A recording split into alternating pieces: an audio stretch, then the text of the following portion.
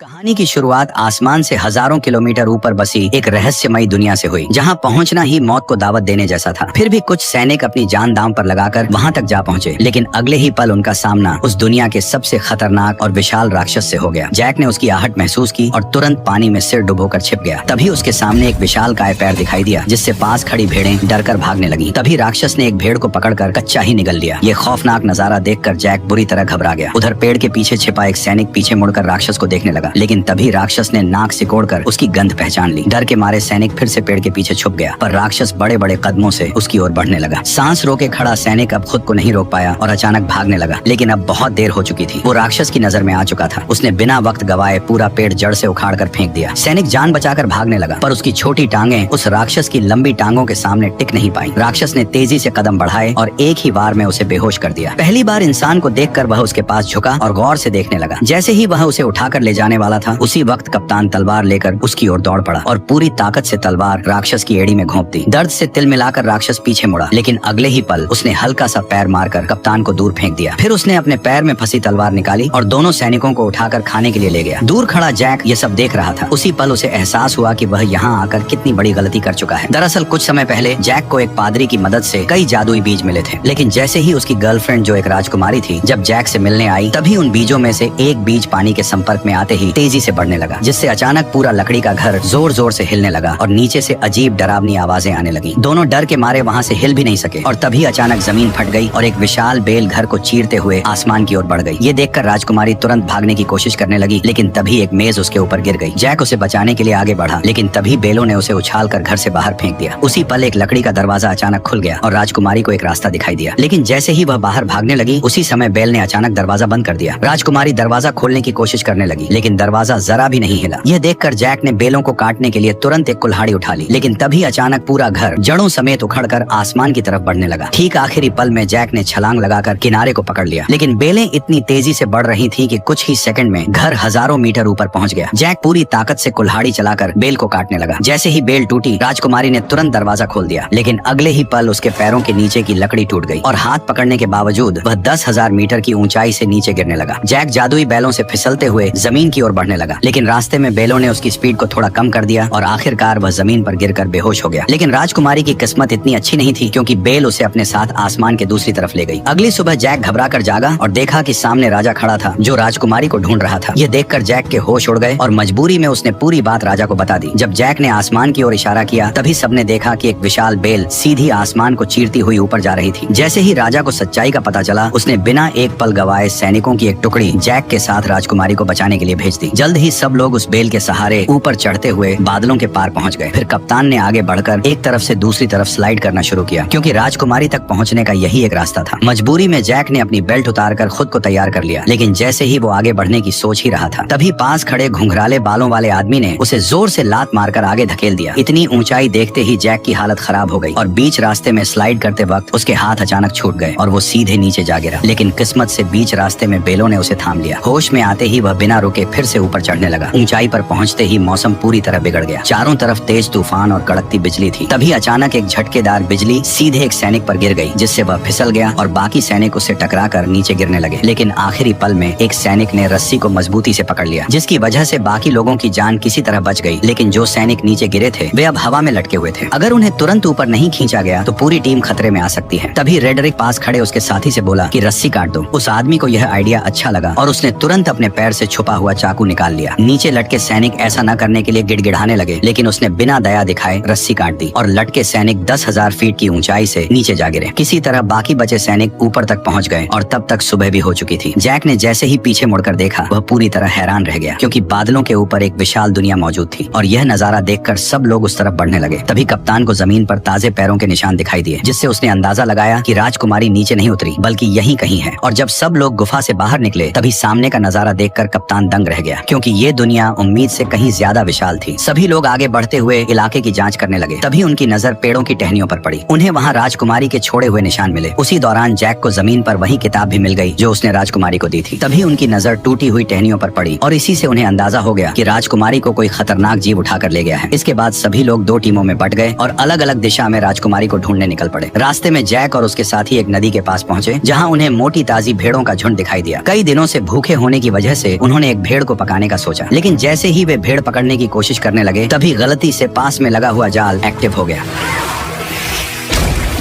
Jack ने तुरंत अपना चाकू निकाला और पूरी ताकत से जाल काटने लगा। उधर कप्तान भी रस्सी काटने की कोशिश कर रहा था, लेकिन तभी उसकी नजर एक अजीब चीज पर पड़ी। पास के सारे कौवे अचानक घबरा कर उड़ गए और सारी भेड़ें भी एक साथ दूसरी दिशा में भागने लगी। कप्तान को कुछ शक हुआ, पर वो फिर भी रस्सी काटता रहा और जैसे तैसे वे दोनों जाल से निकल आए। लेकिन तभी जंगल से डरावनी आवाज गूंज उठी और उसी पल एक विशालकाय दानव उनके सामने आया और दोनों सैनिकों को पकड़कर अपने साथ ले गया। जैक चुपचाप दानव के पीछे पीछे चलने लगा ताकि सही मौका मिलते ही वो साथियों के साथ राजकुमारी को भी बचा सके। दूसरी तरफ रेडरिक दोनों सैनिकों के साथ एक चट्टान के किनारे पर पहुंच गया। गंजे आदमी को लगा कि इस तरह ढूंढते रहना बेकार है और वह कोई दूसरा रास्ता खोजने के लिए आगे बढ़ने लगा। लेकिन तभी रेडरिक ने अपनी चाल चल दी। अरे देखो, वो रही इज़ाबेल। जैसे ही गंजा आदमी वापस मुड़कर चट्टान के पास आया, तभी रेडरिक ने मौके का फायदा उठाकर उसे सीधे गहरी खाई में धक्का दे दिया।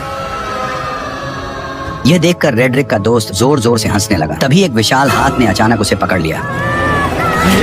ठीक उसी पल पीछे से एक और पहाड़ जितना बड़ा दानव उसके सामने आ गया। रेडरिक डर के मारे वहीं जमीन पर गिर पड़ा और जल्दी जल्दी अपने बैग में कुछ ढूंढने लगा। लेकिन जैसे ही दानव उसे पकड़ने के लिए हाथ बढ़ाने लगा, ठीक उसी पल रेडरिक ने एक चमकता हुआ ताज बाहर निकाल लिया। ताज को देखते ही दानव वहीं रुक गए, मानो किसी अदृश्य ताकत ने उन्हें जकड़ लिया हो। दरअसल ये एक जादुई ताज था, जिसके हाथ में भी ये शक्तिशाली ताज होता, दानव उसकी हर बात मानने को मजबूर हो जाते। उधर जैक दानव का पीछा करते करते उनके ठिकाने तक पहुँच गया और वहाँ का नजारा देखकर वह हैरान रह गया, क्योंकि चारों तरफ खूबसूरत झरने और ऊंचे ऊंचे पहाड़ थे जो किसी स्वर्ग से कम नहीं लग रहे थे। वहीं पर दो सिर वाला दानव राजकुमारी को एक पिंजरे में कैद किए हुए था। फिर वह उसे बाकी दानवों के पास ले गया, जहाँ सारे दानव इकट्ठा होकर उसकी तरफ देखने लगे। तभी वो दानव भी लौट आया जिसने कप्तान और उस मोटे सैनिक को पकड़ा था। उसने उन दोनों को लाकर पिंजरे के पास फेंक दिया। यह देखकर दो सिर वाले दानव को शक हुआ कि शायद और भी इंसान यहाँ मौजूद हैं। इसलिए उसने जमीन पर पड़े एक मोटे सैनिक को पकड़ लिया और उसकी गर्दन मरोड़कर उसे जिंदा ही निगल लिया। इसके बाद दानव ने उसके कवच को बाहर थूक दिया, पर जैसे ही वो दानव कप्तान को धमकी देने लगा कि वह राजकुमारी को भी खा जाएगा, तभी पास से एक आवाज आई जिसने सबका ध्यान अपनी तरफ खींच लिया। दरअसल वो आवाज किसी और की नहीं बल्कि उसी गद्दार रेडरिक की थी। उसके सिर पर पहने ताज को देखते ही बाकी सभी दानव तुरंत घुटनों के बल झुक गए और उसी पल उसका असली प्लान सबके सामने आ गया। वह सीधे दो सिर वाले दानव के सामने गया और उसे घुटनों पर आने का हुक्म दिया। उसके सिर पर ताज देखकर दो सिर वाला दानव मजबूरी में झुक गया और फिर रेडरिक उसके चेहरे पर पैर रखकर धीरे धीरे चलते हुए सिंहासन की ओर बढ़ गया और उसी पल से रेडरिक दानवों की दुनिया का नया राजा बन गया। उसने इंसानों पर हमला कर पूरी दुनिया जीतने का ऐलान कर दिया। उसकी बातें सुनकर दानव सेना बहुत ज्यादा खुश हो गई, पर दो सिर वाले दानव के दिमाग में कुछ और ही चल रहा था। उधर दानव ने कप्तान को पकाने के लिए उठाकर सीधे चिपचिपे आटे पर फेंक दिया। वह जितना छटपटाया उतना ही उसमें फंसता चला गया। तभी दानव आगे बढ़ा और उसने कप्तान के ऊपर मुट्ठी भर आटा पटक दिया। इसके बाद दानव ने बड़ी ही घिनौनी हरकत की।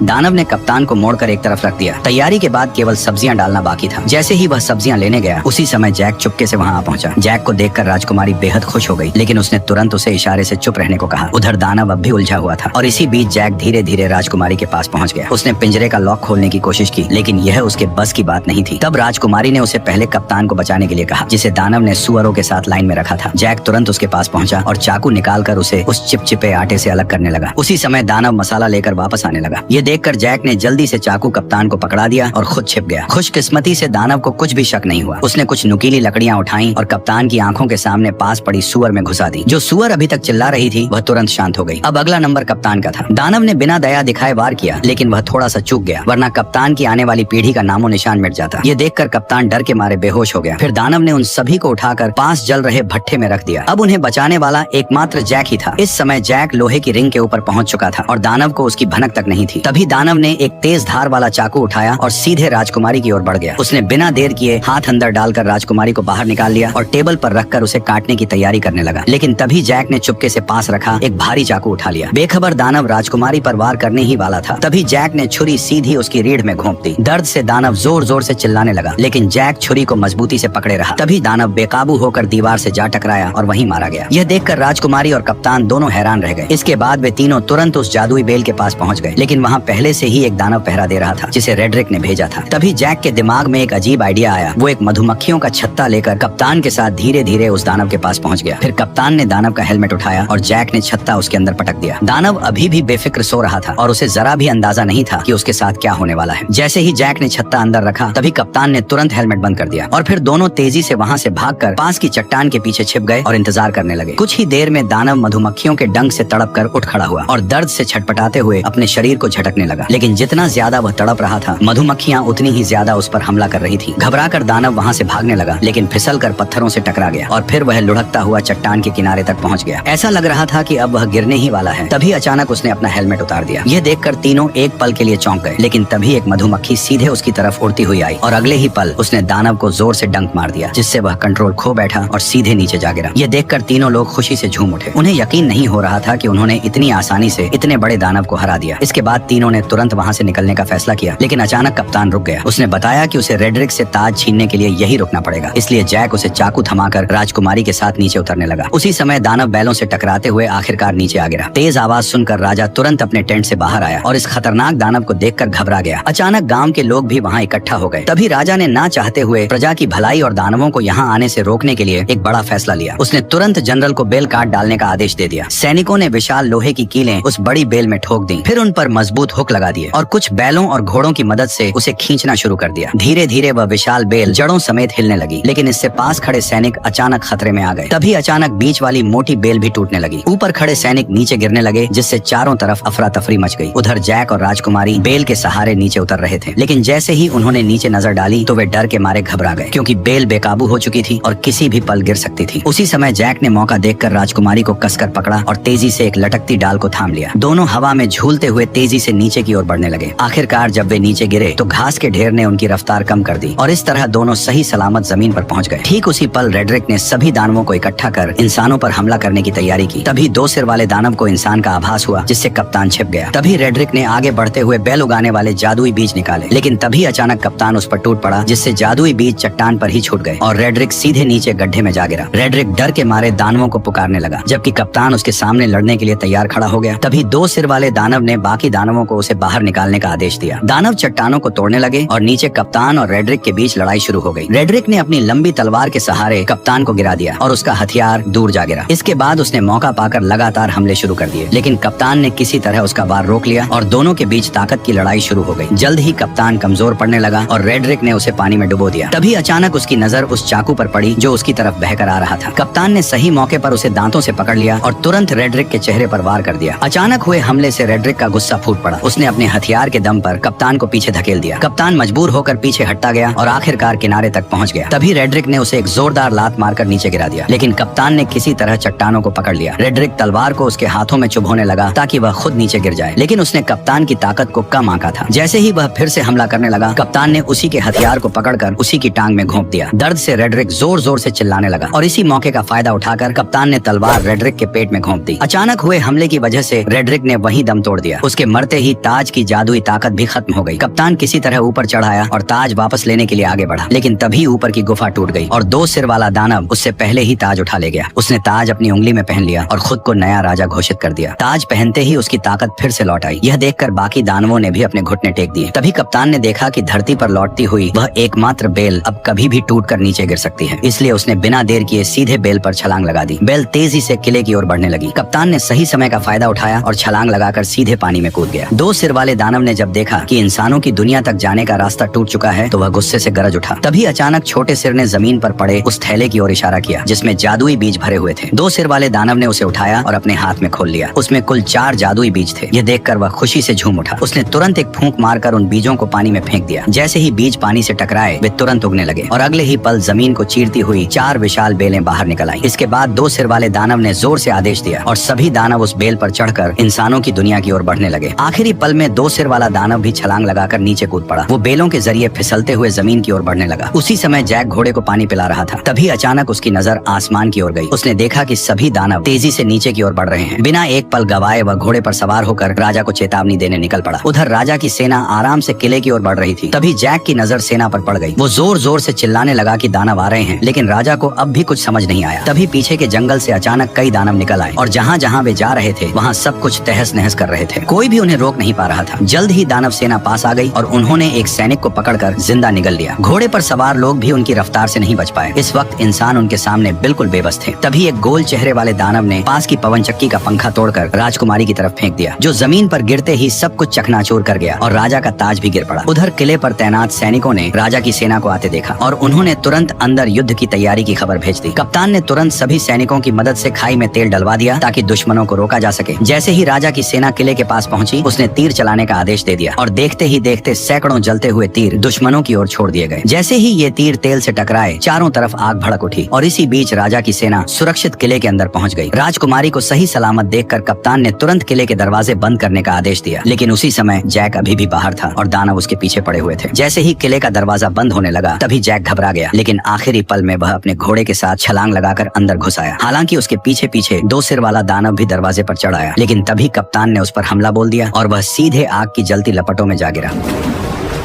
जल्द ही आग ने उसे पूरी तरह घेर लिया, लेकिन हैरानी की बात यह थी कि उसके अपने लोग भी उसे बचाने नहीं आए, बल्कि बस खड़े खड़े उसे जलते हुए देखते रहे। उधर लोग अभी आपस में बात ही कर रहे थे कि अचानक आसमान से एक बड़ा लोहे का घंटा तेजी से किले की ओर आया। उसने दीवार को ध्वस्त कर दिया और सीधे नीचे जा गिरा। इससे पहले कि कोई कुछ समझ पाता, अचानक युद्ध का बिगुल बज उठा। तभी 2 बड़े लोहे के हुक किले के दरवाजे की तरफ फेंके गए, जिन्हें दानव मजबूती से खींचने लगे। तभी इंसानों और दानवों के बीच खींचतान शुरू हो गई। असल में यह सब गोल चेहरे वाले दानव का प्लान था, जिसने और ज्यादा दानवों को बुलाकर किले के दरवाजे को तोड़ने का आदेश दिया। अंदर का माहौल पूरी तरह अफरा तफरी में बदल गया। राजकुमारी जैक को लेकर किले के अंदर की तरफ भागी। उधर बूढ़े राजा ने सभी सैनिकों को आदेश दिया कि वे दानवों को रोकने के लिए क्रॉसबॉ का इस्तेमाल करें। जल्द ही और भी दानव आ गए और उन्होंने पूरी ताकत से खींचना शुरू कर दिया। तभी कप्तान के आदेश पर सैनिकों ने कई सारे क्रॉसबॉ छोड़ दिए, जो सीधे लकड़ी के दरवाजे पर जा लगे। सटीक निशाना लगते ही सैनिक तुरंत क्रॉसबॉ गाड़ियों को पीछे खींचने लगे। किले की सेना टुकड़ियों में बट गई और राजा भी मदद के लिए आ गया। वो कप्तान से दानवों की कमजोरी पूछ ही रहा था कि तभी आसमान से एक जलता हुआ पेड़ गिरा, जिसने सैनिकों को अलग अलग बिखेर दिया।